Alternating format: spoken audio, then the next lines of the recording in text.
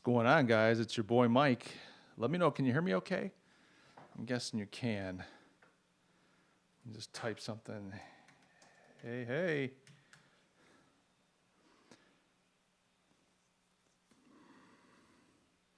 Hope everybody's doing really well today. A little bit of Mother's Day chit-chat. Do me a favor, if you can hear me okay, just give me a thumbs up. Let me know that you can hear me. I'm going to talk a little bit today about Elon Musk and the fact that he's made this big announcement that Tesla is done with California. Would love to talk about that. We're moving. So, would love to get a couple thumbs up here. Let me know if you guys can hear me okay.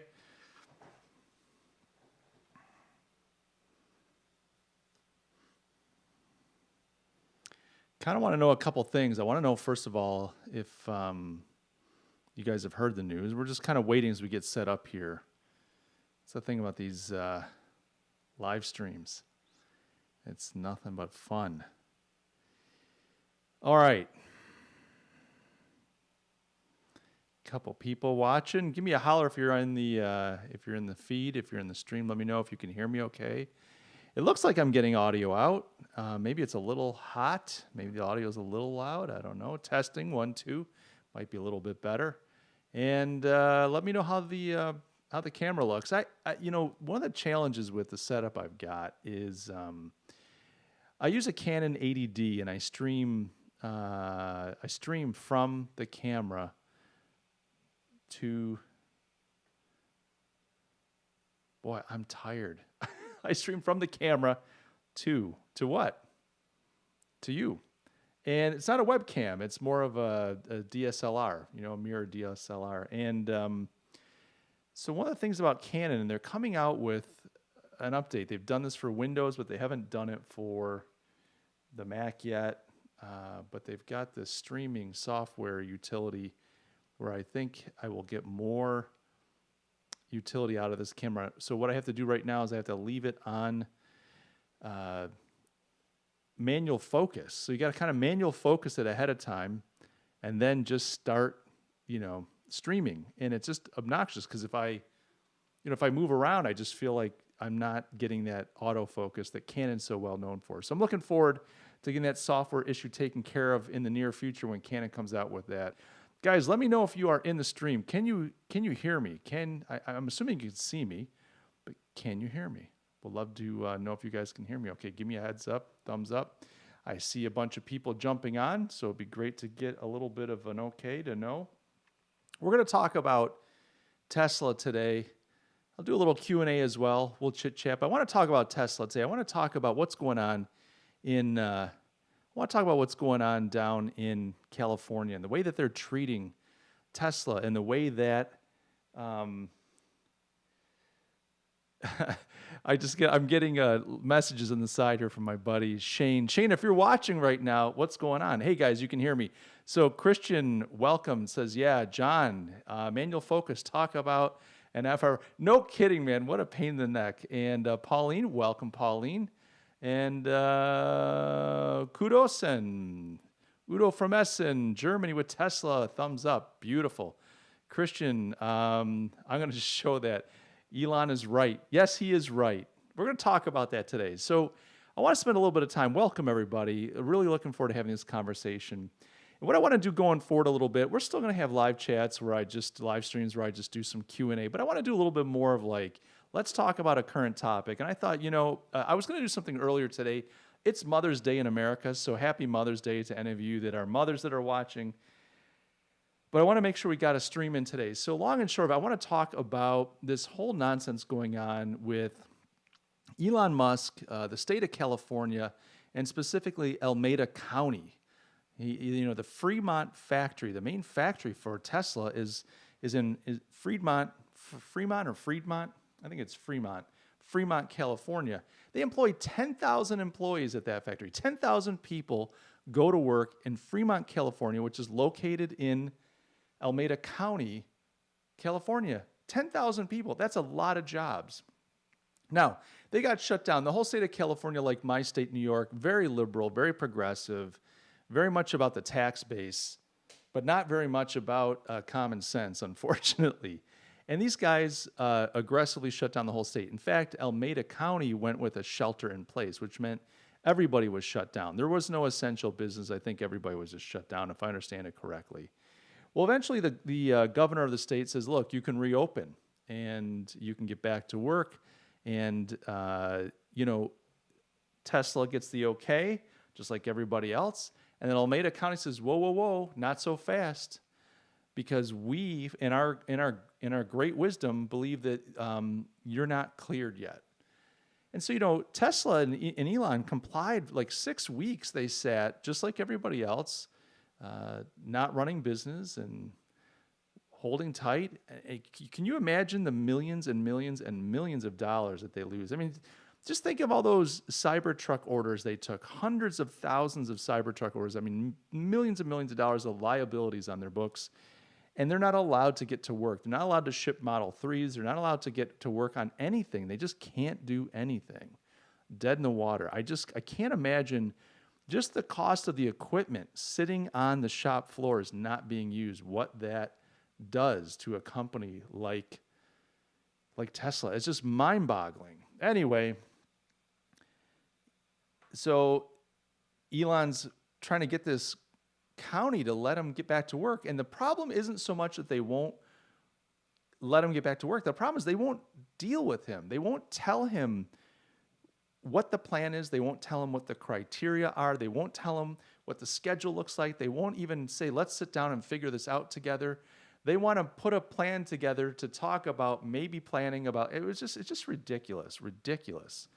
And so eventually he said, screw it. So he's taking them to court. And I don't think he's suing them I think he's suing them for the right to work. I mean, think about this. We're sitting in America and he has to sue them for the right to open up his company. So what has he said? He said, hey, and it's not a question. He kind of stated as a fact, we're moving. We're moving out the headquarters out of California. We're moving to Texas/Nevada. So there's all kinds of speculation on what that means. I want to talk about that a little bit today. Pauline says someone at that county had a grudge against Elon or Tesla generally. No doubt. In fact, there is a woman there. What's her name? I got some notes here. There's a woman there, Lorena Gonzalez. She's a lawmaker in Alameda County. I don't know if she's on the health board. She's like an unelected official. She's the lawmaker that's responsible for some legislation that came out of California that destroyed the whole gig economy. People that would like do some gig work on the side, maybe at a full-time job, but then you do some gigs. Maybe you did some travel writing, or you did some write-ups that went into like Vox or whatever. You make a few extra coins on the weekend, or maybe you made your full-time living. She made this. She pushed this legislation that essentially said if you are working so many hours as a freelancer, you have to be a full-time employee. Well, a lot of these companies turned around and said, forget it. We're just not paying these people. And it was just the county and the state just trying to grab money. Long and short of it, she destroyed a bunch of jobs. I mean, this is a person who destroys jobs. But this Lorena Gonzalez said, F Elon Musk, just the other day. So after all this came out and he said he was going to sue them for the right to work, saying this is unconstitutional. I want the right to work, to open my factory. We're losing hundreds of millions of dollars. We have the right to do business here. There's no big threat. We'll be safe. We'll be good citizens, etc. And she said, F Elon Musk. This is an unelected bureaucrat. This is the problem with these people. They have gone power crazy. They just think that they own us. And look, I'm not saying that, and people are making this false dichotomy that if you're for opening up the economy, if you're for getting back to work, then you must somehow be just an idiot. You want, your freedom to do whatever you want. You're going to cough and spit on everybody. You're going to spread the disease and kill millions of people. It's like they make this false dichotomy. I think that we're all responsible adults. I don't think that we are irresponsible people that just are going to go crazy licking doorknobs because it's our constitutional right. A single-cell amoeba, probably the stupidest organism on the face of God's green earth, sitting in some solution, some slurry, actually reacts and responds to its environment. Can you think about that? A single-cell amoeba, no brain, no organs, no nothing. It's just one cell. And yet somehow it has the ability to react to its environment. And yet somehow we, the most complicated organisms in on the face of the earth, like we're not smart enough to know how to wash our hands, cover our mouths, stay home if we're sick. Now, granted, there's a lot of stupid people. Yes, it's AB5. Thank you, Christian. That's correct. This Lorena Gonzalez sponsored AB5, which just destroyed the gig economy and took a lot of money out of the economy. Anyway, there's this false economy that a dichotomy that if you somehow support getting back to work, that you're like just full on open everything and go nuts. And it's stupid. I mean, you can absolutely open things up and not go crazy. You can open things up in a smart, modest, sensible, planned way. But no, we can't be trusted. We're treated like little children or worse. And somehow the government knows better. Somehow Lorena Gonzalez knows better for you and I. We should just shut up. We should shut up because we are what we are. We're slaves, and we should just do what we're told. But I'm not upset. I'm not upset at all. Yeah, let's take a quick look here at some of the comments. Christian says, even in March, the governor of California declared Tesla essential. Exactly. But they had to shut down because of the county. See, that's the problem. You get these bureaucrats, and here's my question.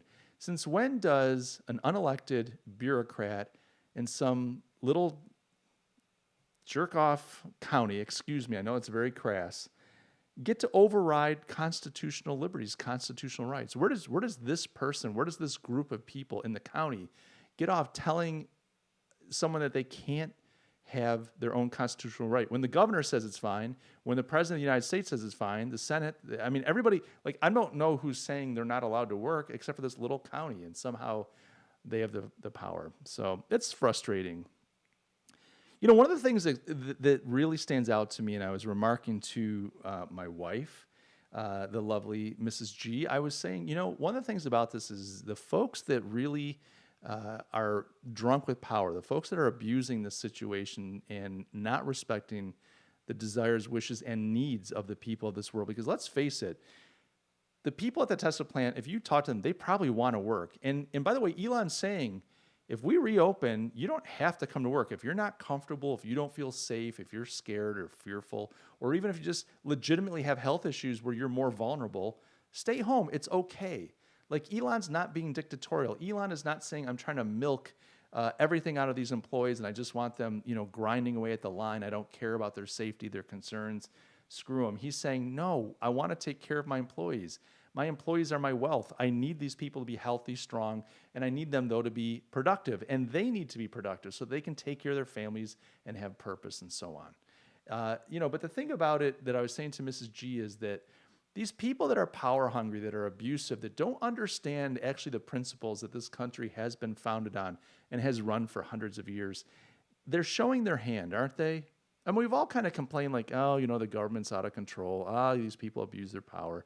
They're really showing their hand. They're just telling us this is how, if we could, we would run this country. This is what we would do if we could get away with it. Now, I understand the coronavirus is a real thing and blah, blah, blah. I get it. But this is ridiculous. Do you know that Woodstock, remember Woodstock? Any of you there? I look like I was old enough. I was not there. I was born in 1967. I was probably alive when Woodstock happened, but I was not there. There was a pandemic happening that year in January, February. It was a big pandemic. Actually, I think it was a flu pandemic. It was called the Hong Kong flu. Over 100,000 people in America and over 1 million worldwide died from that pandemic. There were no shutdowns. There were no school closures. There were some school closures, but not because of what you'd think. Schools shut down because people stopped going to school just to be safe. And so they said, oh, we might as well shut this. This wasn't nationwide, but some states shut their schools, some cities. But the fact is there was a global pandemic. That's what a pandemic is. And America lost over 100,000 people to this thing, but they didn't shut anything down. People washed their hands. They tried to use their heads. If they didn't feel good, they did a little bit of social distancing. They didn't need the government to dictate that to them. So here we are in 2020, and we've been stripped of our ability to even make a decision for ourselves. You know, I'm just looking at the comments here, and my buddy John Weichsnar is asking, I wonder if you'd cover Elon's tweet to Robert Reich 1 hour ago. Now, I was getting ready for the stream, so I don't really know what Robert Reich was tweeted at by Elon. Let me see if I can bring that up. Twitter. Oh, let's see here. And this is always the fun part, right? There's nothing better than watching someone use a computer. I'm kind of new at the whole streaming thing. Let me just see if I can find this real quick. Elon Musk. Let's see if I can find it. There's Elon's account. I'm just going to scroll now here. Let's see if Twitter will run things in chronological order. That's one of the pains of these guys. So Robert Reich is saying. So here we go. So this is great. So Robert Reich says, so let me get this straight. Elon Musk is willing to subject his factory workers to COVID, all in caps, like COVID is spelled, but won't subject himself to criticism on Twitter. Because Elon has blocked Robert Reich, then Elon responds, no, I just think you're a boring idiot. I love it. Here's the thing. I'm just going to let Christian's trying to show the tweet for everybody here. It's classic. I mean, everybody's got an axe to grind. People are not intellectually honest. When they're tweeting stuff, they're all trying to make points. They're all trying to score points. They're all trying to dunk on each other. There really just isn't a lot of intellectual honesty. A guy earlier today in my town, he's tweeting something like to the effect that,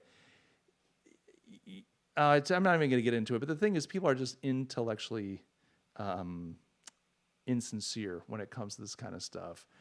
Like Robert Reich really cares about honest discourse. Like he really cares about getting down to the truth. This is just everybody's drawn a line in the sand and they're just shooting at each other from either side. Now, I don't think that Elon's innocent of this, but I will give him this. The difference between Elon Musk and Robert Reich is Elon Musk is actually generating wealth. He actually is running a business. He's running multiple businesses. He's founded companies. He's sold them for billions of dollars. I mean, look at PayPal and some of the other things he's been involved in. He's creating jobs. I mean, so here's a guy who's trying to stay in business. He's trying to make sure that his 10,000 plus employees in one plant can get to work. He's trying to keep his customers happy. He's trying to keep the economy going. I mean, my goodness, Elon must be a horrible person. What a horrible person to want to keep the economy going. And Robert Reich can just sit there and snipe from the sidelines and criticize him and act all sanctimonious and holier than thou. But at the end of the day, I mean, like, what value, what wealth has Robert Reich created? Let's look up Robert Reich. This guy, he's what? He's an American economist. He's a professor. He's an author. He's a political commentator. He's served administrations of Gerald Ford, Jimmy Carter, Bill Clinton. He was Secretary of Labor from 63 to 97. So this is the thing. This is a guy who's theoretical. He's a professor, an economist. He's served in government. So, okay, at best, he's a public servant. At best. But tell me once when a public servant has generated wealth. Tell me once when the government has created real jobs. Now, I understand things like their policies matter and that good policies create opportunities. Good policies treat people in a better way, give them a better life, etc. What has Robert Reich done? He sat there, some type of idealist, dictating to the rest of us how we should or should not lead our lives. He's made policy that kind of guides and molds our behaviors, punishes us for things that he and his team think aren't good, and then gives us a boon, a little token from the government if we do the things that the government thinks are right. Or what is Robert Reich is not in the ring fighting for his life. Robert Reich is not out there in the ring fighting the fight. He's just one of these commentators. He's not the great man. He's the critic looking at the great man, telling the great man how he should be doing it and should be doing it better. And I'm sorry, I just have no respect for Robert Reich and his types. All these people on Twitter and everywhere else on social media just sniping. And at the end of the day, what is Elon trying to do? Is Elon worried about his stock price? He's already saying, hey, I think Tesla's stock price is too high. Now, I know he's going to get in trouble with the SEC for that too. But like, what is it that Elon's doing that's so wrong? Why does the left hate Elon Musk so much? So much. Christian says, or actually Pauline says, Tesla should be easier to spin back up since they are more vertically integrated than most other manufacturers. I think you're right there, Pauline. I think you're very right. The concern I have, and it's not just Tesla, it's the ripple effect. I mean, you've got companies like Tesla, which are quite visible. You've got this salon owner down in Texas who said, "I just want to feed my kids," got thrown in jail.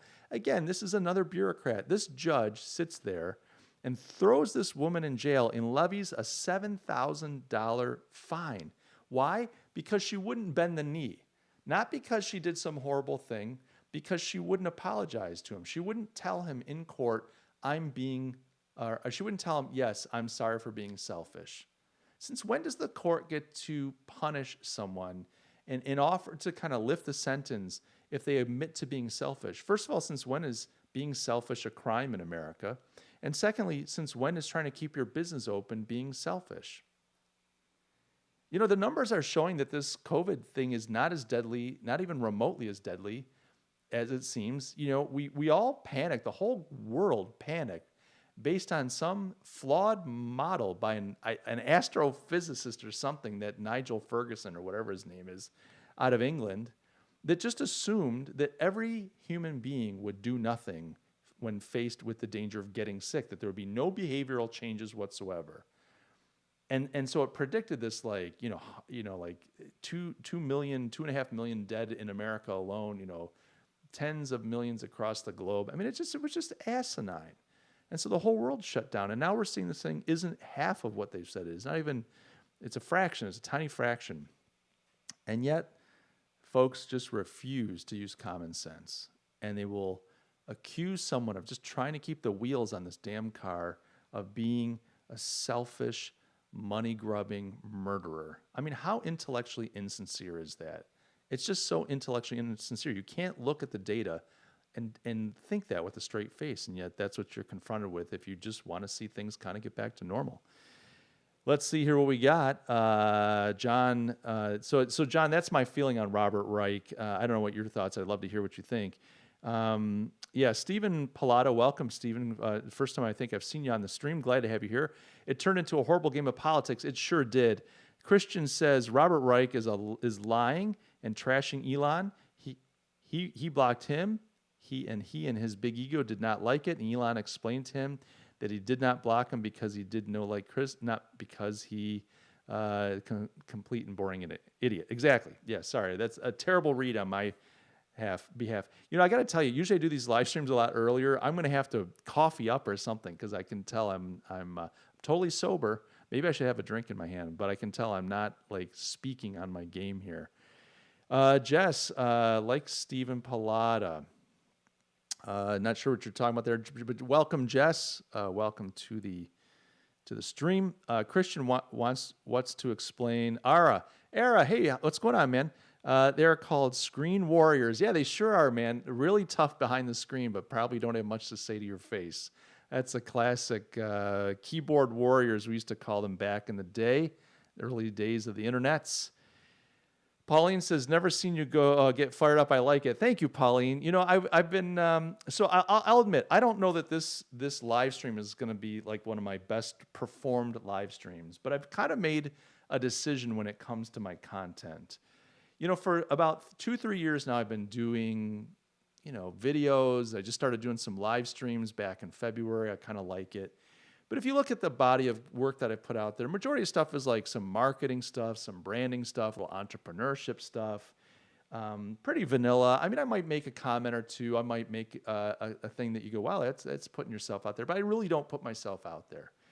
And I've just decided it's like, I'm not doing this if I have to hide my feelings about things. I'm not creating content if I can't be honest. There's a real me that wants to come out. You guys are like my therapist here. And I've just decided I'm not going to make this all about politics, but I'm just going to say what I think about things. Because what's the value of putting content out if you can't be honest? There's no value in it for me. I love to make a ton of money doing YouTube, but quite frankly, I make a good living as a consultant. This is fun for me and it's great. And I want to help people. I want to give what I have. But to be able to give what I have to be honest and I have to be truthful. And I've worried before. I've thought if I'm too honest, will that scare away clients? Will that hurt my personal brand? And I thought, you know what? I just don't care anymore. I mean, I care. I care what people think in the sense that I don't want to hurt people. I don't want to be bitter and nasty and drive people away because I have something wrong in my heart.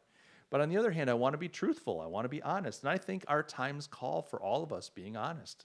I think we have to say what we think because there's so much at stake here. And I don't think that, the COVID thing is like, oh, it's just COVID. And once we get past this, we're okay. I think there's been a huge shift in our society over many decades. And we're starting to see that, we've been seeing the fruit of it for a while, but it's been made real, I think, through this crisis. And so I think it's important to stand up. And so I'm going to work hard to try to create better content, more truthful content, more hard-hitting content.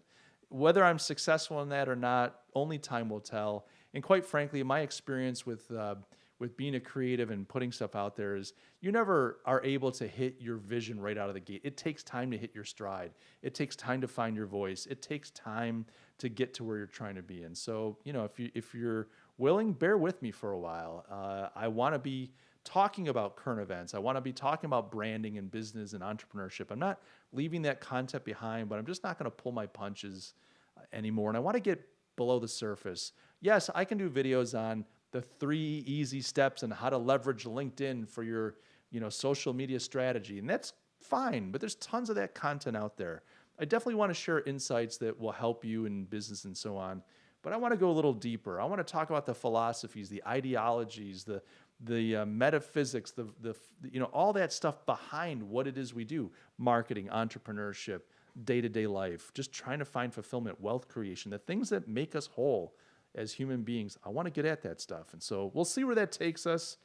I know that I've got a big audience that came over from my Cybertruck video that blew up.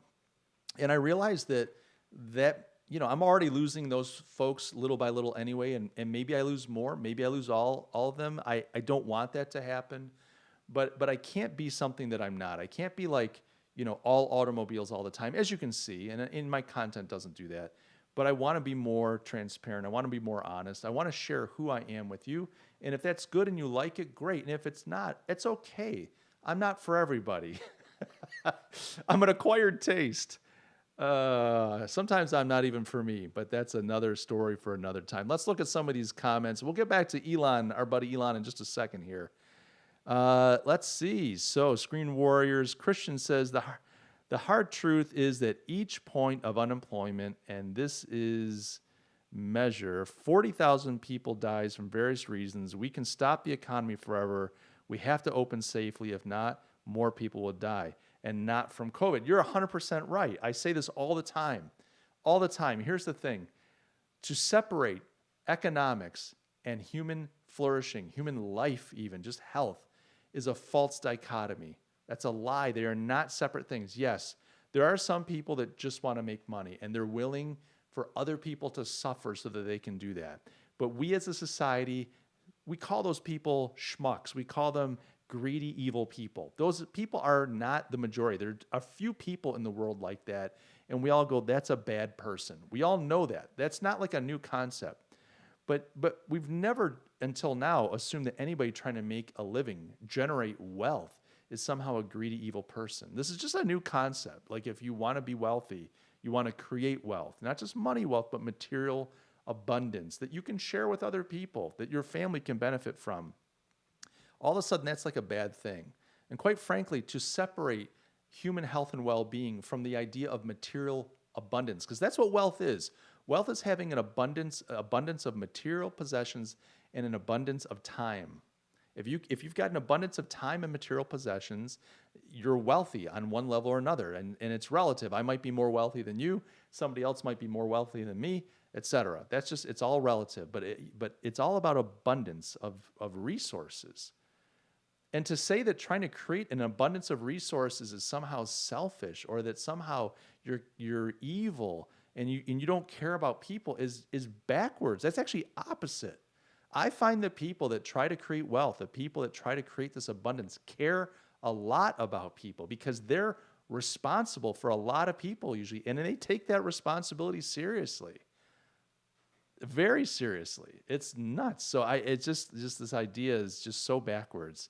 Let's see. Era says, Pauline Weinberger, ask him how his weekend was.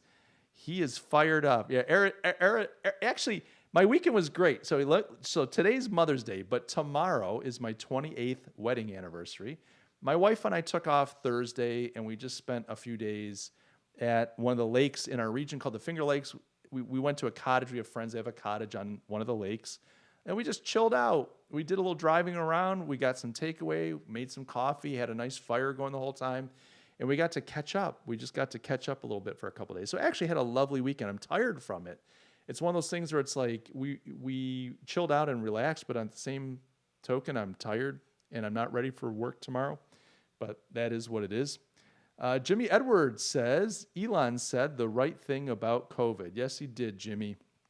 Stephen Pallotta, love the work here. Fantastic. Shared it on our TOC New York's NYS Twitter account. Well, thank you, Stephen. I appreciate that. Want to bring up an interesting point. Tesla Energy has been struggling due to battery constraints. Wonder if this helps supply batteries to power walls and mega packs. Yeah, I'm not technical enough to answer that, but I think there are some people here. Pauline's jumping in. Stephen, I would think that it would only help if they were able to continue battery production while everything else was shut down. Was the mega factory running this whole time? You know, I just want to jump in. And by the way, Christian says, I love your content. I'm not going away. Christian, thank you so much, buddy. I appreciate that. And I know you're a Tesla fan. I'm a Tesla fan too. I'm an Elon fan. I say I'm not an Elon fanboy. I don't mind criticizing Elon. I don't know why he's dating Grimes. I like Grimes' music, but that whole Grimes story is just kind of nuts. But hey, that's Elon's personal life. I do want to talk a little bit about this concept of they're moving. So Elon comes out and says, we're moving our headquarters to Texas/Nevada. And so people are like, what, are they pulling Fremont? Are they moving everything? Here's what I think they're going to do. And this is what I would do if I were in Elon's shoes.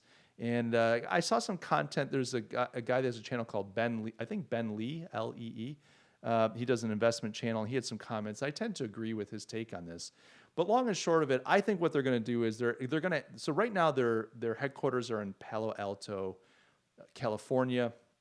That's where a lot of the engineering happens, a lot of the hard engineering, software development, et cetera. They've got a design center that is based in, is it like Hatfield? Hawthorne, California. So a lot of the design and industrial design happens in Hawthorne. What I think they're going to do is they're going to immediately move the headquarters to Texas/Nevada. Maybe they do both. Maybe they start winding down Palo Alto. Maybe Palo Alto becomes more of like a satellite. But they're going to move their headquarters immediately. I think the other thing they're going to do is they're going to halt any development that was going on in California. And I think any future expansion is going to happen outside of California, whether it's Texas, Nevada, or somewhere else. I think Elon's open to that. So I think what you're going to see is the headquarters are going to move immediately. I don't think they're going to move the Fremont factory. That's 10,000 jobs that they would just yank up. Now, a lot of those people could move. They could say, look, hell, I'm going to go to Texas if that's where the plant is going. But my feeling is, and if I were Elon isn't one of these guys that tweets nonsense. I mean, he tweets nonsense, but he almost always comes through on it. You know, I was talking to one of my sons, actually both my boys, and Zach was saying, yeah, he goes, you see the stuff that Elon tweets, he often tries to carry through. He doesn't always successfully do it, but he'll tweet something and then he tries to do it.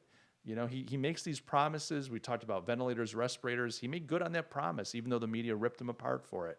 So I think it's not a question. He said, we're moving. So Palo Alto, goodbye. And I don't know how many people work in that office, but I think what you're going to see is that's going to spin up pretty quickly, and that's easy to spin up because those are offices. I think that Elon then continues with his lawsuit against Alameda County and fights to get open. If he can't win that lawsuit, if it gets bogged down, if Alameda just digs their heels in and says, no, we're not going to play ball, then I think he's going to do everything he can to spin up a new factory to replace Fremont. But I think he's going to hold on to Fremont, let that thing go for a while, and then expand the company outside of California. I think after this, California can kiss jobs goodbye. I don't think Elon's going to create one more new job in California. I think that's over. I think California just shot itself in the foot. And I think once he gets expansion going, so headquarters out there, expansion going, I think then if I'm Elon, I'm drawing down Fremont and I'm making it less and less important to my operations. I'm saying, yeah, we do some things in Fremont, but I'm going to start building out capability and capacity in other states, Texas, Nevada, wherever. And then I'm going to let kind of California peter out over time so that the next time, whether it's another pandemic, whether it's some type of social rights movement or whatever, just inspires these little dictators to strip folks of their right to just go to work and feed their family, because this happens. Maybe there are riots and they go, well, we can't stop the rioters. They have a right to riot. You don't have a right to go to work, but they've got a right to riot. This is how backwards things get. Do you remember the Antifa stuff when Antifa was out there beating people with bicycle chains and stuff, and the police just stood by like, well, there's not much we can do. I mean, this is what happens in some of these little tin pot dictatorships called U.S. states. So anyway, I think they draw down and they just get the heck out of California. That's what I think is going to happen. But I think Fremont's going to stay. I think if he can sue and he can get the governor to get involved and they can leverage that Alameda County group to say, look, we'll let you back in and get back to work, then I think things quiet down and Elon just makes plans for the future down the road.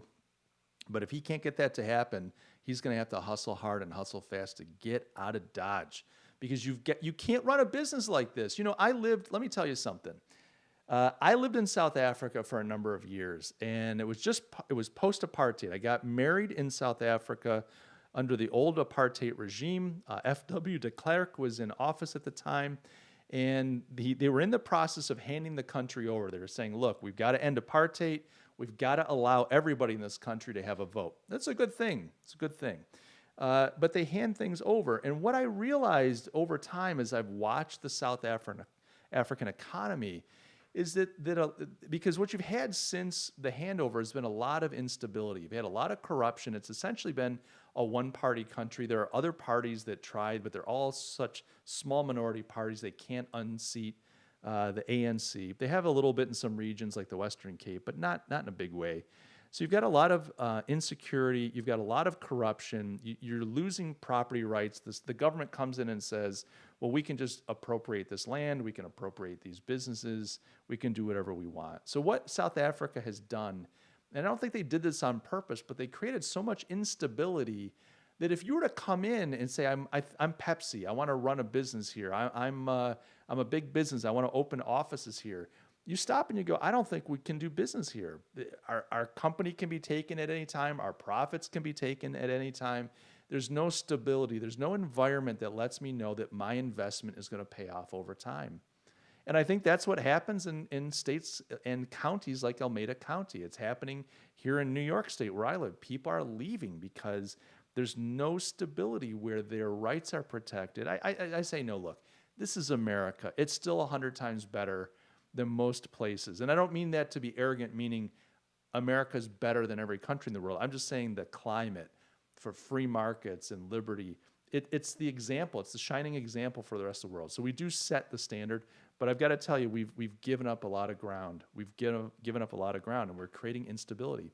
And states like California are going to lose great people like Elon Musk, visionary. Yeah, he's trouble sometimes, but you know what? There's an old Bible verse, and the Bible verse goes like this: for lack of an ox, the stable is clean. So if you want a clean stable, you want a stable that's pristine, you could eat off the floors, it's never messy, there's no crap on the floors, and then don't have an ox. But let me tell you, if you have an ox, think of the work that you can get done. Think of the production that happens when you have that big, strong, capable beast at your disposal. And I think Elon's one of those guys. For lack of an ox, the stable is clean. Yeah, Elon causes some trouble. Okay, big deal. He's a visionary. He puts himself out there. He does some crazy things. Sometimes they work, sometimes they don't. That's what happens when you have an ox. They make a mess, but at the end of the day, they get stuff done. Think about that. All right, let's get back. Let's get back to some of these comments. My goodness, guys. I love you all. I'm so glad you guys are here. I'm wound up. I can hardly talk straight because I'm tired, but you know what? I'm glad you're here. Thank you. All right, so Steve says, Pauline, since Gigafactory Nevada has been running, producing, they are making batteries, but okay, I won't read that. So there's a little bit back and forth. I'm just looking, sorry, I'm skimming here. I'm not good at this. So some good back and forth. Christian said, Elon said on Joe Rogan recently something simple but profound. If you don't make stuff, there is not stuff. Yeah, if you don't make stuff, there is not stuff. How many people like stuff? How many people like their iPhones? How many people like, their products? And they just feel like these products are a right. It's like, I have to have this. And out of the other side of their mouth, same breath, they're critical of big corporations. They're critical of manufacturing. They're critical of free markets and capitalism. It's like, where do you think this stuff comes from? Where do you think it comes from? It's just like, I don't understand it. I mean, forgive me if you've gone to public school, forgive me. It's just like, is it the public school's fault? Like, what is happening? Is it the parents? Are the parents responsible? Are we just not teaching our children how to use their noggins anymore? It's just insane to me. Oh, it would be funny if it wasn't so troubling. All right. I'm in a good mood, I promise. Oh my gosh. Let's see what we got here. Meme 5 or meme V. I'm not sure if it's the Roman numeral 5 or the letter. I'll just say meme V. Have you read the book Elon Musk by Ashley Vance? It's an interesting read. I have not. In fact, I'm not even, I'm not big on biographies, which is kind of funny because I always find people interesting. I do read a lot of nonfiction. I read some academic stuff. When I say academic, I don't mean like I'm some professor or anything, but sometimes I'll get into a more academic book on a topic or a few. Like I'll kind of go deep on a topic, whether it's the history of money, and then I'll read like 5 or 6 books on it. And then I'll kind of shift to something else. So I've got this kind of strange library of different collections of books. But yes, I'm not a big biography guy. I've read a few biographies that are very inspiring, but I'm not a big biography guy. Pauline says, this stream is the middle part of a Venn diagram of my interests. Pauline, I'd love to know what those interests are, but thank you. I think that's a compliment. I think I'm hitting the sweet spot, whatever that spot is, but thank you. I just need to find the Paulines of the world who are like, this is exactly what I'm looking for. And that's a wonderful thing about the internet. Your tribe is always out there. You just have to find them, or they have to find you, I guess is the way to say it. H1MB, welcome, my buddy. How you doing? Great to see you here. He says, that is because of tribalism in South Africa, I imagine. Yeah, I mean, part of it's tribalism. It's, if you're talking about the political parties, the ANC, a lot of the political parties do run along kind of tribal histories. The ANC tends to be Xhosa. I don't know if it's Xhosa, the Xhosa people. That tends to be ANC, and they're a majority. The Zulus had their own party, and they're in KwaZulu-Natal. They're a different part of the country. So yeah, I think you're right. Even with the white groups, if you look at the Afrikaners, if you think of them as a tribe, they tended to vote one party. The English voted another party. So yeah, I think a lot of it's tribalism, and the issue is, you've got one group that's kind of the biggest group, and that's the ANC, and they've done a good job locking down the country for themselves. A lot of corruption. My goodness, is the ANC corrupt, but what are you going to do? Christian Frederico, South Africa is a very, very sad case. It is. There's a lot of the countries out there like that, but you're right. And, to be fair, too, the white regime set up the failure. I'm not saying it's the white regime's fault, but when you keep your boot on the neck of a people because of their skin color for generations, you keep them fearful, you split up their families, you send the men off to the gold mines, the women, work cleaning homes and don't get to see their own children for months at a time. You get this generational, and I'm a conservative. I mean, I'm not a social justice guy, but I can see it. You get a generational problem where families, the family is such an important component of society, and you're breaking up families, and you've got these kids growing up, they're fatherless, they don't have values, they're not educated well, and you hand over the country, and you've done so much damage. By the way, Roman Kraus is in the house. Roman's a buddy of mine. I have not seen him in years. I think the last time I saw Roman, we bumped into each other in San Diego and had sushi and martinis. Roman, so good to see you, buddy. Glad you're here. Yeah, Elon is an ox. Brilliant. Yes, he is an ox. He gets stuff done. That is Elon Musk. May we all get stuff done. So Raptor 086, first time on the stream. Welcome. At least the first time you've commented, I believe. Great name, by the way. More and more businesses are leaving California. Getting permits to do literally anything there is pulling teeth. That's it. I mean, I'm not one of these guys that thinks businesses should do whatever they want, right? And I know that if you let businesses do what they want, we're not going to fall back into the age where like you had 5-year-olds running heavy equipment in some loom, working 12 hours a day, and the kid falls asleep, or 20 hours a day and falls into the equipment and gets mangled. I mean, you hear the horror stories about the turn of the century and earlier. I get it. But these days, I'm not saying you need to let businesses do it whatever they want. There should be no government at all, and just business can do whatever it wants. But at the end of the day, it's like it's in the business's best interest to make sure that the employees are healthy, happy, safe, fulfilled. Do you know how much money it costs to lose a good employee and then have to find another one, hopefully, and go through 2 or 3 options? You lose tons and tons and tons of money. Your people are your wealth. Your people are what help you create wealth. You want them to thrive. You want them to share in the wealth. But states like California think that business is evil. They just start with the predicate. Business is evil, and business people are evil. And so we've got to regulate and protect the laborer. I mean, they're Marxists. We've got to protect the laborer against capital and against these, bourgeoisie owners that are just trying to suck the life out of the labor. Oh my gosh, we're going to cover it all today. So they regulate the heck out of it, and they legislate the heck out of it to the point where you can't run a business and make a profit. And so you move. And there are other states. That's a great thing about America.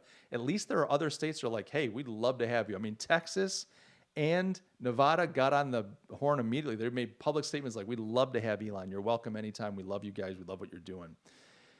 Yeah. So that's that. John Bingo, stuff requires diligence and inspiration from a young age. Amen, man. That's good stuff. David M., welcome, David. Tesla is in a unique position that they have been operating safely in Shanghai for many weeks now. You'd think the power that be would rely on those experiences. They make plans on how to reopen. Exactly. I've got a buddy, and I don't know if he's on here right now, and his name is Shane. He texted me a little image. He's in Victoria, Australia, the state of Victoria. They're reopening, just coming back out saying, hey, you can start getting together in groups. We're going to start getting businesses back. I mean, they're getting back to it. They shut down after America, and they're opening back up. Why? Because not everybody's getting sick and not everybody's dying. Like, it's not happening. So why can't they get back to work? And everybody's fearful in America. We're all talking about, oh my God, but what if there's a second wave? What if the second wave is worse? What if? What if aliens land on the planet and start killing us all with laser guns? Like, oh my gosh, that could happen. Let's start digging holes and hiding in the woods because it could happen. Why don't we start to slowly reopen in an intelligent fashion? I thought we were the people of the intelligent, smart internet, digital technology age. I thought we were smarter than all this. I thought we could solve any problem. But now we can't seem to figure out how to get back to work without getting everybody infected and dead. It just makes no sense to me. It's just so frustrating. And the reason it's frustrating is because it's insincere. They don't believe this for a minute. They don't believe that people are really going to die. They don't believe that this is going to be a second thing that's going to wipe out humanity. They want to continue to keep the population in fear because when people are fearful, they're more than happy to give up their rights. They're more than happy to say, I don't need to live life on my own terms. Just keep me safe. I'm scared. Keep me safe. Do whatever you need to do. And the thing is, if you read any Hayek talks about this in The Road to Serfdom. He talks about how politics attracts the worst types because these are people that want power. Like if you love entertaining people, then you want to become a circus clown or a magician or a singer. Like if you get a jazz out of making people smile, if you get a jazz from being on a stage, you try to find a way to be on a stage. People that get a jazz out of having power over other human beings find a way to get that power, and often they go to politics. I'm not saying that every politician's horrible. I'm not that cynical, but I'm sorry. It attracts the kinds of people that are unsavory, and they want to dominate. It doesn't attract, gone are the days of the elder statesman who comes in off of his farm to serve in the Senate or become the vice president or the president of the country because it's the right thing to do. There's no aristocracy like that anymore in America. There's no aristocracy where it says, hey, I'm just going to set my my concerns, my family concerns aside, and serve my country. I mean, look, people do that. People do serve their country in a meaningful way. But unfortunately, it's the unsavory, the power hungry, the ones that really don't have our best interests at heart that tend to rise to the top. According to Hayek, I tend to believe him based on what I'm seeing. Okay, Pauline says Elon being an ox is a good analogy. He plows forward and is singularly focused. Plus, puts his head down and does the hard work. Yeah, that's what I'm saying. A musk ox. Thank you, John. That's like you win. That's a great comment. The musk ox. What are the chances? Why didn't I think of that? That's the beauty of this community. Thank you, man. That's perfect. Yeah. Let's take a look at what Raptor 086 says. The amount of people who trivialize the country's economic health during a crisis like this is staggering and sickening. People trying to use the virus as a weapon against their political opposition. Man, Raptor 086, you're spot on. And this is the thing. That's why I'm saying it's dishonest. It's disingenuous. I do think that there's a very large part of the population that is scared. There's a group of people that's really scared. And these are the people that don't know enough to turn off their damn television. These are the people that consume content all the time, not content like this. This content is approved for your mental health. But like people are terrified. They're just listening to the news all the time and they're consuming stuff and they're wound up because we're easily influenced. And if we're being told something all the time, we begin to believe it. So there's a group of people that are really scared. There's another group of people that are really vulnerable. I have, it's Mother's Day. I'm 53. You can just do the math. My mom's a little older than me. She had me in her 20s. When we get older, we're not always perfectly healthy. So she has to be careful. She should be concerned. She should be concerned about the regular flu. She should be concerned about COVID. She should make sure that she's not interacting with people, that she's being careful and safe. That's just common sense. But I think she'd also say we shouldn't shut the economy down. I don't want people to lose their jobs. I don't want families to lose their homes, children to lose their opportunity for good educations. Ay, ay, ay. So I think there are a number of people that are fearful and legitimately so, some of them illegitimately so, but it's honest. They're truly fearful. But I think a lot of these leaders that are getting us wound up and they're claiming they've got to be safe, you've got governors talking about not opening up the state until there's a vaccine. There's never been a coronavirus vaccine. We've never come up with one. And just a basic vaccine process, even if you speed up the FDA, even if you speed them up, you're still looking at a year and a half, 2 years out. You're telling me you're not going to reopen your state for 2 years until there's a vaccine? What are you, nuts? Are you just a jackass? I mean, how stupid is that? And yet they're not held accountable for those kinds of comments. And to your point, Raptor, there's a lot of people that will rally around those kinds of statements because they're not sincere. They're not saying, yes, that makes a lot of sense because they really believe it. They're saying it because it's politically expedient. It hurts the other side. It hurts the guy in office right now. If we can just drag this guy as hard as possible, then we're going to take the White House back. And I tell you what, as soon as the election happens, as soon as the left thinks that either their chance is gone or that they've taken control, they'll open the economy in a heartbeat. The stuff that Elon's going through, I mean, this gets into kind of petty politics on a local level. This is grudge match stuff. This is like, I don't like you. I've taken a burn and I'm just going to screw you if I can get away with it. But this kind of bigger national and statewide stuff, this goes away in a heartbeat as soon as the election happens. There's no way that this goes on beyond this. No way. No way.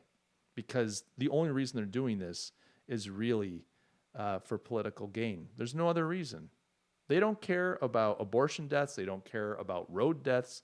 They don't care about heart attacks and all. I mean, they care to a degree, but like we're not shutting the world down for it. Somehow we care about this. And the funny thing about this is we could deal with it by washing our hands, staying home if we think we're sick, quarantining, self-quarantining, being smart. Yeah, don't go to rock concerts. Don't go to places where people are spitting and spraying on you. I mean, wow, so hard to figure out. H1MB, as California goes, so does the rest of the country. Unfortunately, I think you're right. I do think you're right. And that's troubling. We could talk about that more. I'm going to keep going here. Christian says, Tesla Shanghai opened 3 months ago back in February, and they do it safely. Yep, that's right. Elon, the ox, that's a keeper. Thank you. That's great. I think we need to make a T-shirt. I love what John came up with, though. This idea that he's a Musk ox. I think that is just. I wonder if anyone's ever said that to Elon. That Bible verse it's a proverb. It's in the book of Proverbs. I couldn't quote it to you. I don't know chapter and verse, but yeah, I think that's in Proverbs. If anybody wants to look it up, that would be kind of funny. Okay, let's see what we got here. Rod Purr. Welcome, Rod. Good to see you on the stream. I'm from Mexico. Welcome, my southern neighbor. In another point of view, we'd like to have your problems. You're stronger than other countries. And you know what, Mexico and Rod, you're 100% right. And I don't know when you jumped on. A few minutes ago, I said, look, I'm complaining about our freedoms in America and what's going on. But I did recognize, and I'll just recognize again, we've got so much in America. We've got so much material wealth. We have so much freedom and liberty. We have so much safety and security. Those things can go away, by the way, in a heartbeat. That, the world can change very quickly. And I think that's what has people concerned. Things can go so quickly, but we are blessed in America. And we need to learn to be grateful for that. It should be humbling to us. We should say, look, we're grateful for this. We don't always deserve what we have. We're grateful for it. How can we be good stewards of what we have? How can we share it in ways that are meaningful? And at the same time, preserve who we are as a country. It's not wrong to be proud of your nation. You should be proud of Mexico if you're Mexican. I should be proud of America if I'm American. Pauline, I think you're in Canada. You should be proud of Canada, etc. But at the same time, we can be nationalistic in the sense that we're proud of who we are and patriotic, and also say, how can we be good neighbors? How can we be good citizens? How can we care for those that can't care for themselves? How can we create opportunities for other people to thrive and be blessed as we are? Pauline looked it up. It's Proverbs 14:4. Either that or she knows it by heart. But that you should check out. A lot of you guys are probably not Bible readers, and I'm not trying to slip one in on you to trick you, but you should check that one out. Proverbs are great. If you read Proverbs, there are all these aphorisms, and they're really, on the face of them, you read them, and on the face of them, you go, oh, I get it. And sometimes the more time you spend with them, you start to realize there's a lot more under the surface. They're just very, very clever. But you should check that out. It's Proverbs 14:4. Read it. There might be some other interesting stuff around it. Yeah,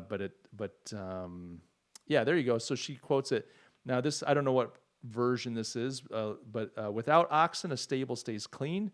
So I only quoted half of it. But you need a strong ox for a large harvest. Well, there you go. See?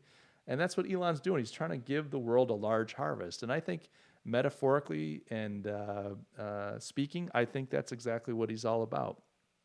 All right. Let's see what else we got here. Kevin Reiling, politics have never been uglier. Boy, that's the truth. Although I haven't lived in other ages. I have heard some ages have been rancorous, but Kevin, I tend to think that you're correct in that. Okay, Christian, social distancing, wear a mask, wash your hands.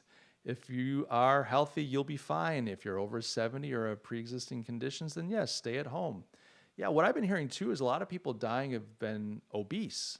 So they could be my age and obese. And, one of the things that nobody wants to talk about, I carry extra weight. I can't blame anybody for that. I can't go, well, I'm just big boned. No, I eat too much. I mean, that's my own behavior. But again, if I think that I'm vulnerable, if I think I'm at risk, even for my own behavior, I should stay home. I shouldn't insist that everybody else stays home. I shouldn't insist that my neighbor loses her job and that her children now have to struggle and that they have to go on welfare because I'm at risk. It's not their fault. Sometimes it's no one's fault. It's just the way it is. All right. New Living Translation. So that was the New Living Translation. Thanks. You looked it up. That's fun. We're having all kinds of, we're talking, I'm swearing. We're talking about alcohol and Tesla and government and totalitarianism, Bible verses, even the translation that we're reading from. We're just hitting it all today. That's the fun that you guys sign up for when you jump on one of these live streams. I'm so grateful again that you guys are here. This is really fun for me. I hope it's fun for you too. John says, what's the consensus on Giga New York here in Buffalo? I think it will need to expand in time. They had ramped up to making 1,000 solar roofs a week before the shutdown. Yeah, John, how long has that been going? I remember that being in the news kind of exciting. How long has that been going? I'd love to hear more. Danny Vega's in the house. Danny pimping his One Nation for Freedom website. Danny always throws that out there and then follows up with some really crazy content. Danny, welcome. And when I say crazy content, he reveals facts about himself that I just find, well, they're just great. I learned that Danny's a bit of a naturalist, actually, and I in the last live stream, that was a lot of fun. He did, obviously he didn't show us. He just was making comments in the comment section. Christian, because obese people has lower oxygen on the blood, but you had to be very, very obese. Yeah. I'm packing an extra 20, maybe extra 40 pounds. I don't know. I need to trim down, but I think you're right. Really obese people were vulnerable. So guys, that's my thought on the whole Elon thing. I think that it's obvious, right? He's out of there. They're pulling that Palo Alto. I'm thinking they're going to move the design out of Hatfield or whatever that was called, Hawthorne, California. I think they're moving everything they can that's easy, that's like professional office stuff. I think the factory in Fremont is going to stay there. If Alameda County and the governor of CA don't kind of jump, like if Alameda County doesn't play ball and the governor and his people don't jump in and try to fix this, then I think you can kiss that Fremont factory goodbye. That's 10,000 jobs that they can just say goodbye to. But I don't think that he's going to shut Fremont down in a heartbeat and go to some type of temporary manufacturing setup in Nevada or Texas, because I feel like that's a lift. Why do that? But absolutely start, make a company policy. We're just not going to invest in California anymore. We're not going to expand. We're not going to create one more extra job. Everything we do is going to be outside the state, because we know the future is outside of California. The future is not in California. The future is somewhere else. And then maybe they draw down Fremont. Maybe they make it kind of a secondary, like a B or C class factory for themselves as the company grows. But I think they're done. They're just gone. Hey, Jack says, with this pandemic, I started to create woodworking stuff, and it feels good and satisfies me. After this, I'm going to pursue it as a business. Any advice? Well, first of all, Jack, I said Jack, J-E-K. I think that's fantastic. Congratulations that this has been an opportunity for you to explore something new. And congratulations, you're thinking of doing it as a business. I guess I need to know more. I mean, my advice is you should absolutely pursue it. I think having your own business is a phenomenal thing. It's not for everybody. And I think there's some things you have to ask yourself. I don't think that you have to be good at everything, but I think you have to be good at problem solving. What I mean by that is, let's say you're really good at woodworking. You have to ask yourself, will I be good at selling my products? How will I sell them? How am I going to get people to find me? How am I going to market my products? How am I going to price them? What do I do that's unique or different? I don't mean to say that you have to answer all those questions, but there's some key things that you've got to be able to answer for yourself. So for instance, what am I going to do about sales? Do you like to sell? Do you have some ideas how you're going to sell these products? If you know those things and you can answer them moderately well, you don't have to have it like perfect, but if you can answer moderately well, then I would say pursue it. But if you're like, I've known people that are really good at a technical thing. Maybe I knew a guy that was really good at human resources and management. Like he was a good management guy. And he decided that he was going to become a consultant, and he quit it, and he hated his job, eventually quit, and now he's going to be a consultant. But the one thing that he really didn't do, he didn't spend time being honest with himself about the sales process. What kind of selling has to happen to land consulting clients? It's hard, and it takes time. Now, he could be forgiven, and he could be forgiven anyway, but he could be forgiven if he underestimated how much time it was going to take. But that wasn't the problem. What he underestimated was his own capacity to sell. And what I observed with this individual was he would spend lots of time preparing his pitch decks and his theories and write papers, and he would put together mailing lists. This is before kind of a lot of digital marketing was a big thing. It was probably 15 years ago. He spent all kinds of time preparing to sell and preparing to land clients and preparing to do work.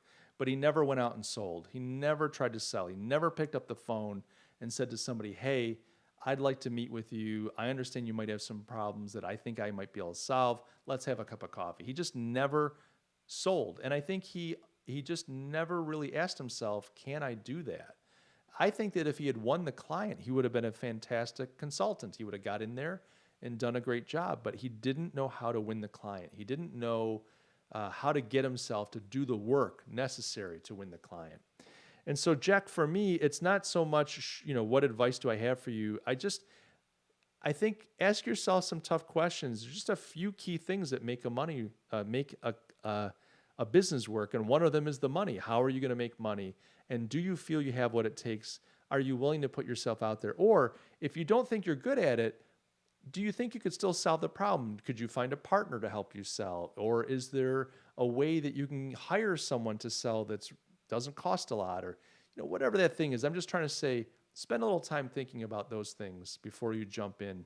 But all that aside, I think the fact that you want to turn this into a business is phenomenal. I'm excited for you. And I hope that this turns into an amazing opportunity that you can look back and go, I remember when I first started my business, I would have never dreamed how successful I would become. I'm so blessed, and I'm glad I made that leap. And I remember this one old bald guy said that I should figure out the sales piece. I can't remember his name, but I do remember he was quite handsome. So thanks for asking, man. And I do wish you all the best. John says, Gig in New York began some production with Panasonic 3 years back. Yep. The new Gen 3 solar tiles just recently, though. I mean, I think there's a lot of upside. They say 5K jobs within 10 years. I don't know about that. I mean, the solar, I would love for that to be true. I feel like solar's got this history of over-promising and under-delivering. So I'd love to know where they're seeing those 5K jobs. Look, do I think it's possible? Absolutely. I mean, if they could figure out a technology that's easily adaptable, that the market wants, and isn't some kind of fringe tech, yes. I mean, 100%, John. And I think it would be amazing. And I think it could be a model for our region, because you and I only live about, 50 miles apart here, 50, 60 miles apart. It could be a model for how do we bring in other high-tech kind of innovative companies so that they can thrive and survive in Western and New York and the Finger Lakes region. But I just feel like solar has had this history of, promising innovation and leaps forward in jobs, but it doesn't often deliver. And I'm not sure why that is. I just think there's something about solar where it struggles to be widely accepted. I think we all accept the technology in theory. I don't think people are anti-solar anymore like they may have been, and I don't think people look at it as this kind of really groovy space age thing. Like in the 70s, solar was like, it was so exciting to talk about solar. It's kind of mainstream, but you don't see it integrated mainstream. It's accepted as a mainstream tech, but you don't see it integrated into the housing and et cetera. The other thing that I struggle with, I mean, I'm in Rochester, New York. We've got lake effect. So you don't see a lot of solar here just because we don't get a lot of sunshine, but that's that. Thanks, Mike. Really appreciate it. My pleasure, Jack. And I do wish you all the best. I'd love to see you back on the stream. Let me know how you do. Feel free to get in touch. Guys, I'll pimp this real quick. I've got an email newsletter. I have not been putting it out lately, but I'm going to get kind of back to it. But you can sign up for that. Just go to my website, just mikegastin.com. It's MikeGastin.com. And I think if you just shoot down to the footer, somewhere on the homepage, you can sign up for the email. I'm not going to spam you. I don't sell anybody's name. I just put out an update once in a while. I'm working on some more writing, some more insightful content, and I just want to share that with my newsletter subscribers. So do yourself a favor, a little bit of a pitch, but sign up for that. Just go over to my website at some point, maybe while we're talking, maybe afterwards, and get your name on there. So Jack, if you want to sign up for that, I'll share some tips and thoughts for business as well. Yanni Walterbeek, I gotta say your name right. Yanni Walterbeek. I don't have a good Dutch accent, Yanni, so please forgive me, but welcome. Hi, 5 a.m. in the Netherlands. Just came from Twitter. Elon just tweeted, message received, meaning it's over and out for Cali. Oh, dude, that's a big news. So over and out. Welcome, Yanni. I thought I'd just do a late night stream here from the U.S. It's like 11 o'clock at night. I'm glad to catch you first thing in the morning. So glad to have you along. Pauline says if they can get solar tiles priced down to closer to asphalt shingles, they might do well with that. Yeah, absolutely. Yeah, so it looks like over and out, according to Yanni, for Elon. Not surprised. I am wondering, though, about the Fremont facility. I mean, I keep saying Fremont. Is that right? It's Fremont, California, isn't it? Yeah, Fremont. So I wonder what the deal is with the Fremont, because if they've got this lawsuit and he's trying to get this thing back up, then what's going on with the Fremont? I'm going to look up, I'm just going to get over back to Twitter and get back to my boy Elon and see what's going on with Elon Musk on Twitter. So yeah, what do we got here besides Happy Mother's Day? I love seeing Elon do a Happy Mother's Day. By the way, Elon also South African kid. I'm not South African, my wife is, but Elon originally from South Africa. People don't usually say that. Yeah, so this is the thing. So Elon is responding to Lorena Gonzalez saying message received. He pinned the tweet. So she said, F-U-C-K, Elon Musk. She says, F Elon Musk. And then he says, message received. I think he's saying like, hey, fine. You say screw me? Fine. Then we'll see you later. I'll catch you in Austin, Texas. Good luck with your tax base. Good luck with your decrepit state. All right, Ken Skolaski. Welcome, Ken. Hey, Mike, it's your boy, Kendrick. Hey, Kendrick. Just thought I'd hop on to say hey and say keep up the good work. Also, have you seen, what do you think about Elon Musk satellites? Elon Musk satellites. Now you're throwing me a curveball. We've been focused so much on Elon Musk and the California debacle right now. I think California, by the way, is losing in the publicity department on this whole thing. I'm guessing the governor's over there going, what the heck is Alameda County doing to me? I'm trying to work with this guy, and Alameda County's just making a hash of it. Can you imagine the phone calls and emails? So I'm going to look up Elon Musk satellites. I mean, are you talking about SpaceX, Kendrick? I'm not really sure. So is this the deal where they're saying they're going to make their satellites less visible? I haven't been following that. There's been so much going on. I have not been tracking that, Kendrick. But yeah, that is interesting. It's like Elon's funny. Starlink. Yeah, guys, I don't know enough about Starlink. I apologize. I can't speak to this. But Kendrick, you set me up the bomb. Anybody know that reference? Kendrick set me up the bomb. I don't know the answer to that, so I'm just gonna keep moving. Just gonna keep moving. Pauline, by the way, Kendrick, I'm thrilled you're here. I was describing your channel. Kendrick has got the coolest channel. I got to tell you guys, very creative. You got to check it out. And Kendrick, if you want to throw the name of your channel in the comments here, and if YouTube kind of flags it, I'll let it go through. But if you're into Star Wars and if you're into anime, etc., you got to go check out Kendrick's channel. Essentially, he's taken all these little like banger animations that were put together to promo Star Wars. They're just little, they're not like full stories. And then he took a Japanese dub of a Star Wars episode and took all these little clips and rebuilt a Star Wars episode. He's telling the Star Wars story using these clips, these random clips that he's pulling together and reforming as a story using the Japanese voiceover dub with then English subtitles. So essentially he's creating his own Star Wars anime, a thing that does not live in the wild, but he's created that. Of course, he can't monetize that channel. His channel's blown up. It's so cool. I know it's not for everybody, but if you're into anime, Star Wars, etc., or just kind of creativity, you should really check out Kendrick's channel. It is really cool. And Kendrick's just a heck of a guy. So he's saying, so what you want to do is just go to YouTube. You're on it now. Don't leave the stream. My goodness, what are you thinking? Don't leave the stream. But afterwards, go check out Scoundrel Media, all one word, and tell them Mike Gastin sent you. I think Kendrick will give you like half off. You'll get a buy one get one free deal. I think all the videos are free. Quite frankly, I think you can just watch them.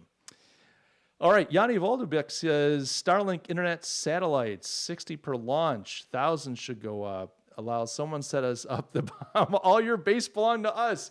Yanni, yes, you are right. All your base belong to us. Internet classic.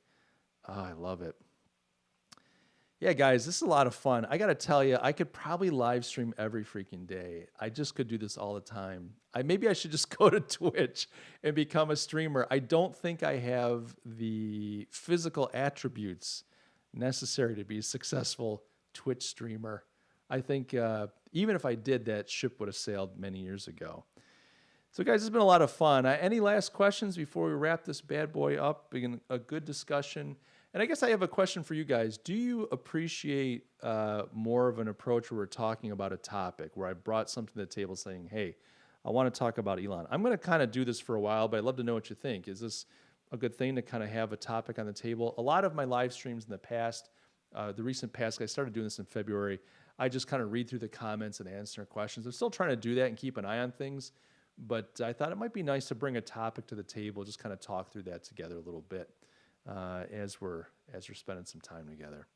So let's see here. Just take a quick look at the comments before we wrap things up. Jack says there's a lot to dig into Starlink. It's a satellite constellation, 40,000 plus. Direct competition is OneWeb that just declared bankruptcy recently. Yeah, and by the way, I am familiar. Like, once you guys said that, I realized I'd heard of it. I just don't know much. I haven't followed it. And then Yanni says, yes, please, on YouTube. I'm not sure what you mean, Yanni, but I think I'll have to skim through the comments to make sure I'm following you. Pauline likes the topic. Thank you, Pauline. It's good to know. H1MB, yes, boss. Thank you, my buddy. Yeah, I appreciate that. John, yes. Thanks, Mike. Happy anniversary. Thank you, John. I appreciate that. I'm grateful that this nice woman decided to follow me around and put up with my nonsense for almost 3 decades now. That in itself is a miracle. Yanni says yes. Yeah, Jack says yes. Ara, I enjoy everything. Retired. I am on the sideline smiling. Thank you, Ara. I'm really grateful you're here. And Ara sent me some really cool photos the other day of some of his coffee kit. He texted some stuff to me. So he's using like a 200-year-old grinder, I think, that's been passed down in the family just to make coffee. Some really cool stuff. Pauline, thanks for your time and effort. Appreciate it. Thank you, Pauline. Thanks for being here. I'm glad you could join us and participate. Yanni says daily, I meant. Oh, I gotcha. Yeah, I would love to go daily. I don't know if I could do it, but it would be fun. Guys, I say it every time. I mean it with my heart. I love you all. Thank you for spending the time with me. It's been a fantastic discussion. I'm going to have a hard time falling asleep tonight because I'm just up from our time together. Hope you guys are doing great. Hope you're staying safe. I hope your finances are healthy. I hope your family members are healthy. And I hope your outlook and in your mental state are good. And I wish you guys the best. Love you all. And I'll catch you in the next video. Cheers.